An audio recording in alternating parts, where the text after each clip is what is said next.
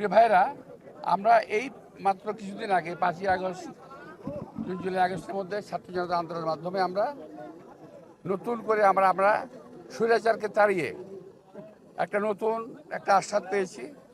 অনেকে বলে দ্বিতীয় স্বাধীনতা। আসলে আজকে স্বাধীনতা দিবস প্রমাণ করবে যে দ্বিতীয় স্বাধীনতা বলে বাংলাদেশে কিছু নাই। যারা বলে তারা আজকের স্বাধীনতা দিবসকে একটু খাটো করতে চায়, অর্থাৎ 71-এর স্বাধীনতা তাদের কোনো ভূমিকা ছিল না, সুতরাং এই দিনটাকে তারা খাটো করতে চায়। আমি বলবো যে তারাই যেন একটু নিবৃত্ত থাকে, এই স্বাধীনতা দিবসে যেন সম্মান জানায় এবং সম্মান করে। তো আজকে এই দিনে আমি আর বেশি কিছু বলবো না। আমরা দেশনেত্রী বেগম খালেদার জন্য আপনাদের দোয়া চাইব এবং এই স্বাধীনতাকে যাতে আমরা ধরে রাখতে পারি, আমাদের পরবর্তী প্রজন্ম যাতে এই স্বাধীনতা ধরে রাখতে পারে, এই জন্য আল্লাহ পরম দয়ালু আল্লাহ করুণাময় আল্লাহ তাআলার কাছে আমরা দোয়া কামনা করব।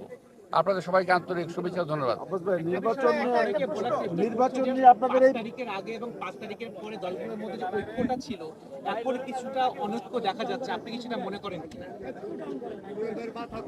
অনৈক্য কিছু নাই, স্বার্থের সংঘাত আছে।